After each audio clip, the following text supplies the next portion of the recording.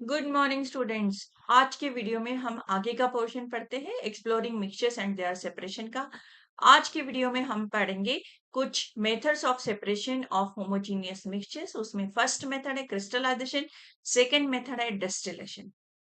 तो चलो दोस्तों, अभी देखते हैं कि वो मेथड क्या होती है, उसका प्रिंसिपल क्या होता है, वो कैसे प्रोसेस होती है लेबोरेटरी में। Okay, methods of separation of homogeneous mixtures. First method है क्रिस्टलाइजेशन। ठीक है, क्रिस्टलाइजेशन क्या होता है? Crystallisation, the process of forming crystal from a saturated solution is called crystallisation.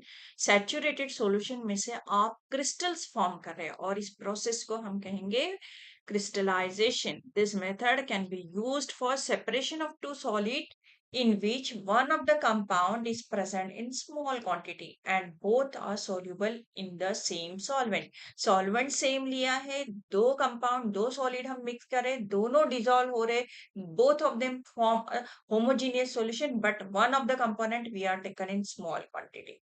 ठीक है, एक का क्वांटिटी कम है, दूसरे का बहुत ज्यादा है, तो फिर हम दोनों को ही हम सेपरेट कर सकते हैं क्रिस्टलाइजेशन मेथड का यूज कर कर। This method can also be used for purification of solid. ये मेथड हमें प्यूरिफिकेशन ऑफ सॉलिड करने के लिए भी यूज्ड होता है। The principle of purification by crystallization is based on the differences in the solubility of a substance at different temperature. Purification of by crystallization, ये जो इसका मेथड का प्रिंसिपल है, ये किस पर बेसिस है? Difference in the solubility of a substance at different temperature. Compound के कंपोनेंट्स के solubility में जो डिफरेंस आता है डिफरेंट टेम्परेचर्स के हिसाब से, उस पर ये प्रिंसिपल डिपेंडेंट है। तो क्रिस्टलाइजेशन का अभी हम प्रोसेस देखते हैं कि हम कैसे इसको कर सकते हैं। अभी हम क्रिस्टलाइजेशन की प्रोसेस देखते हैं कि हम क्रिस्टल्स कैसे फॉर्म करते हैं। यहाँ पे लिया है एक बीकर। ठीक है, इस बीकर में copper sulphate solution, saturated copper sulphate solution है 25 ml, वो लेना है और एक वो बीकर को हमको वाटर बाथ में रखना है। Water bath is having some amount of water, और ये वाटर बाथ हम कहाँ पे रखेंगे? ट्राइपॉड स्टैंड, नीचे बर्नर लगाया हुआ है। तो ये सारी अरेंजमेंट से हम इस बीकर को डायरेक्ट हीटिंग नहीं कर रहे। ठीक है, हम अवॉइड कर रहे डायरेक्ट हीटिंग के लिए, इसलिए हमने वाटर बाथ का इस्तेमाल किया और इनडायरेक्ट हीटिंग करे कॉपर सल्फेट सैचुरेटेड सॉल्यूशन को। हीटिंग करने के बाद 25 ml ऑफ वाटर हमने उसमें डाला और कुछ अमाउंट ऑफ कॉपर सल्फेट, उसमें से 25 में से अगर कुछ इवेपोरेट होता है तो हमारे पास हो सकता है 5 और 7 ml of saturated copper sulphate solution strong वाला हमें मिले। अब उस वो हॉट सैचुरेटेड सॉल्यूशन को हमको करना है फिल्टर। ठीक है, ये हमारी फिल्ट्रेशन असेंबली अरेंजमेंट है। यहाँ पर फनेल है, फिल्टर पेपर लगाया है, ग्लास रॉड के कांटेक्ट में हम फिल्ट्रेट को सॉल्यूशन को डालेंगे, सैचुरेटेड सॉल्यूशन को, और वो कनेक्टेड होके यहाँ से कनेक्ट होके जाएगा। Why we are using such type of assembly arrangement? To increase the rate of filtration. Filtration जल्दी हो और हॉट कंडीशन में हो है तो वो ऑलरेडी जल्दी होगा। हमारा रेट ऑफ फिल्ट्रेशन इंक्रीज करने के लिए हम इस तरह से फिल्ट्रेट करते हैं, बीच में सॉल्यूशन नहीं डालते। That is the first thing. अब उसके बाद में हम यहाँ पर बीकर में क्या कलेक्ट करेंगे? हम कलेक्ट करेंगे फिल्ट्रेट। ठीक है, वो फिल्ट्रेट कलेक्ट करने के बाद उस बीकर को हम अनडिस्टर्ब कंडीशन में एक टेबल पे रख देंगे, जिस पर हम कवर करेंगे वॉच ग्लास को, और कुछ टाइम तक हम इंतजार करेंगे। इंतजार करने के बाद उस फिल्ट्रेट में हमें दिखेगा कुछ टाइम के बाद में कि वहां पर क्रिस्टल्स फॉर्म हो रहे हैं। फिर भी हम कुछ टाइम और देंगे ताकि कंप्लीट क्रिस्टल फॉर्मेशन हो, और कंप्लीट क्रिस्टल फॉर्मेशन होने के बाद इस वॉच ग्लास को हम रिमूव करेंगे। यहाँ पर अगर कुछ वाटर कंटेंट है तो हम फिर से फिल्ट्रेट असेंबली अरेंजमेंट करेंगे, फिल्ट्रेशन अरेंजमेंट, और उससे हम क्रिस्टल्स को सेपरेट करेंगे, और सेपरेट करने के बाद हम वॉच ग्लास पे ट्रांसफर करेंगे। ये है हमारे कॉपर सल्फेट के क्रिस्टल। अगर इसमें कुछ वाटर कंटेंट है तो फिल्टर पेपर से आप उसे एब्सॉर्ब करके वाटर कंटेंट को रिमूव कर सकते हो और ड्राइंग के लिए रख सकते हो। ड्राइंग करने के बाद आपको pure copper sulphate you will get back.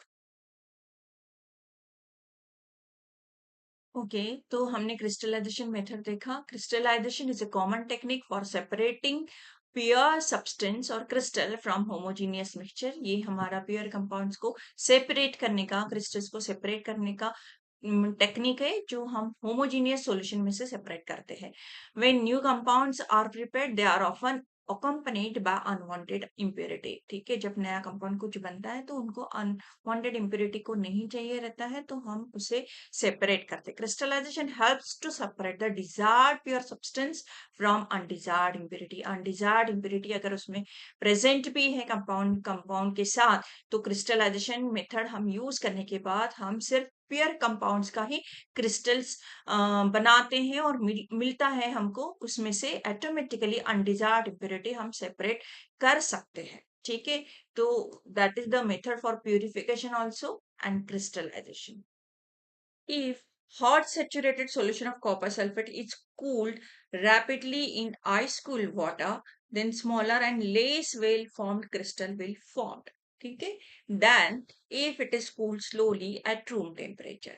अगर हमने हॉट सेचुरेटेड सॉल्यूशन जो हमारा आफ्टर फिल्ट्रेशन के बाद जो मिला है, दैट इज अ फिल्ट्रेट, वो कॉपर सल्फेट सॉल्यूशन को हमने आइस कूल वाटर में अगर कूलिंग किया, ठीक है, वाटर बाथ में अमाउंट ऑफ वाटर लेना है कुछ और उसमें आइस क्यूब्स भी डालने हैं और उसमें उस बीकर को रख देना है, फिल्ट्रेट वाले बीकर को। तो फिर क्या होगा, वो इंस्टेंट कूलिंग होगा आइस कूल वाटर की वजह से। अब इंस्टेंट कूलिंग अगर हम करते हैं हॉट सैचुरेटेड सॉल्यूशन को, यानी हम रूम टेम्परेचर पे नहीं रख रहे, हम जल्दी से जल्दी कूलिंग कर रहे, तो उसकी वजह से क्या होगा, smaller and less well formed crystals will form. हमें छोटे क्रिस्टल मिलेंगे, क्रिस्टल तो उस कंडीशन में भी लेंगे क्योंकि instant cooling we are doing, लेकिन क्रिस्टल हमारा साइज क्रिस्टल का क्या रहेगा, स्मॉलर रहेगा or less well formed crystal, यानी order arrangement of crystal we will not get when we will cool instantly। लेकिन हम प्रॉपर कूलिंग करेंगे, अगर रूम टेम्परेचर में कूलिंग करेंगे और कूलिंग के लिए प्रॉपर टाइम देंगे, तो हमें ऑर्डर अरेंजमेंट ऑफ क्रिस्टल और लार्ज साइज के क्रिस्टल्स मिलेंगे। ठीक है, तो it depends on the way how you are cooling your hot saturated solution. Crystals का साइज फॉर्मेशन और ऑर्डर अरेंजमेंट है कि नहीं है, ये आपका कूलिंग प्रोसेस पे डिपेंडेंट है कि आप कूलिंग कैसे करते हैं। Now second method of separation is distillation. Distillation में क्या है, homogeneous mixture of two miscible liquid can be separated. आपको होमोजीनियस मिक्सचर लेना है टू मिसिबल लिक्विड का, जिसमें से आप सेपरेट कर सकते हो, और by heating we are applying the heating and then we can separate the components from the mixture until the liquid with lower boiling point vaporizes। और तब तक हीटिंग करना है जब तक आपका वन कंपोनेंट जिसका लोअर बॉइलिंग पॉइंट है वो वेपराइज नहीं होता है, और उसके वेपर्स को आपको कूल करना है turning back into the liquid, and this process is known as distillation. Clear. अब ये प्रोसेस होता कैसे है, अब यहाँ पे आपका है डिस्टिलेशन फ्लास्क। डिस्टिलेशन फ्लास्क में आपने लिया है mixture of acetone and water, दोनों को मिक्स किया, ये कंप्लीटली मिसिबल लिक्विड्स है, मिक्सचर ऑफ मिसिबल लिक्विड्स। आप लेकिन बॉइलिंग पॉइंट क्या है, एसीटोन का सेपरेट अलग होगा, वाटर का अलग होगा। आपने इसको लगाया है नीचे बर्नर और ट्राइपॉड स्टैंड पे रखा है, बर्नर को ऑन किया है, जैसे हीटिंग होगा दो में से जिसका बॉइलिंग पॉइंट पहले रीच्ड होगा, this is the thermometer, you can use the thermometer to see the boiling point of particular liquid whether it is reached or not। अब जो लोअर बॉइलिंग पॉइंट है वो पहले वेपराइज हो गए, आपको टेम्परेचर दिखेगा, you can note down the temperature where they starts, one of the component starts vaporises. ठीक है, अब वो उस वेपर्स को आपको कलेक्ट करना है इस कंडेंसर में, और जैसे ही कंडेंसर में से वो वेपर्स पास होते जाएंगे, यहाँ इस कंडेंसर को एक आउटलेट है और एक इनलेट है। इनलेट को बेसिन जो रहता है उसके टैप को ऑन लगाया हुआ है, और दूसरा जो आउटलेट है वो बेसिन में छोड़ा हुआ रहता है। तो टैप ऑन करने की वजह से क्या होता है, यहाँ से पानी आता है, यहाँ से सर्कुलेट होते जाता है, और सर्कुलेट होने के बाद ये आउटलेट में से पानी बाहर निकलते जाता है, और ये प्रोसेस कंटिन्यूएशन में होते रहती है। तो ये पानी के कांटेक्ट जो है, वेपर्स अंदर की नली में से पास हो रहा है और पानी बाहर की नली में से सर्कुलेट हो रहा है, तो पानी क्या करता है, उस वेपर को यहाँ पे कूलिंग इफेक्ट फॉर्म होता है और कूलिंग करता है। कूलिंग इफेक्ट की वजह से वेपराइजेशन क्या होगा, वो वेपर्स का क्या होगा, लिक्विड में कन्वर्ट होगा। ठीक है, बिकॉज ऑफ दैट कंडेंसर, और यहाँ पे जैसे जैसे वो कूलिंग होते जाते हैं वैसे वैसे वेपर्स का लिक्विड में कन्वर्ट होके drop by drop liquid you are collecting in that conical flask. अब एसीटोन एंड वाटर में जिसका लोअर बॉइलिंग पॉइंट है, एसीटोन का first low boiling point lower है, तो you are collecting the acetone first and after some time complete acetone vaporise होने के बाद में नीचे पानी आ रहेगा। पानी का वो बॉइलिंग पॉइंट आपका 100 डिग्री सेल्सियस है। जब तक 100 डिग्री सेल्सियस रीच नहीं होता तब तक पानी बॉइल नहीं होगा।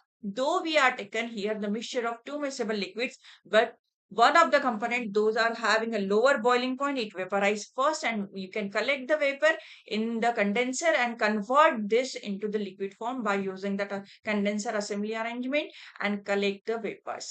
ठीक है, collect the liquid of that particular one first component.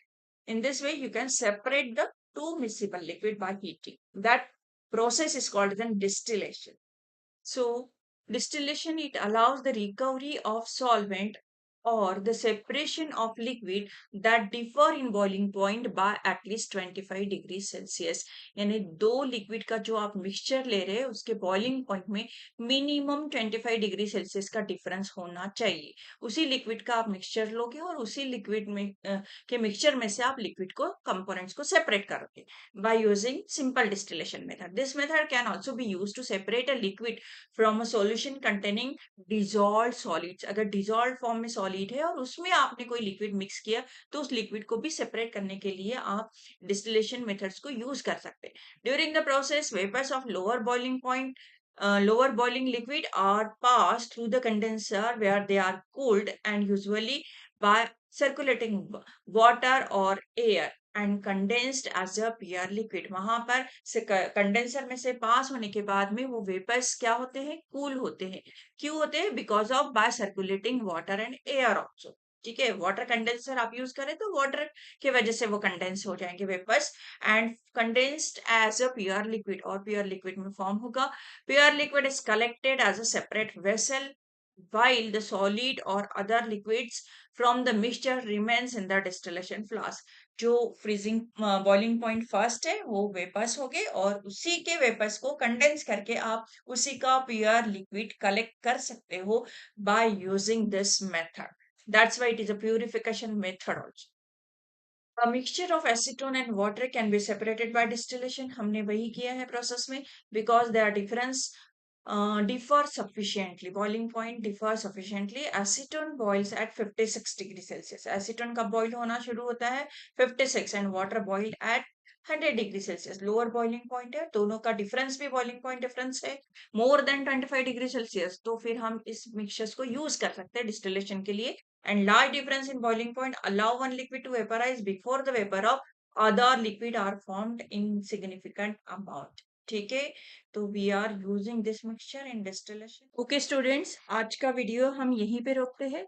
Next video में हम आगे के मेथड्स ऑफ सेपरेशन देखेंगे और मैं आशा करती हूँ आपको अगर मेरे वीडियो पसंद आ रहे हैं तो please like it, share it to the needy students and subscribe my channel. Thank you.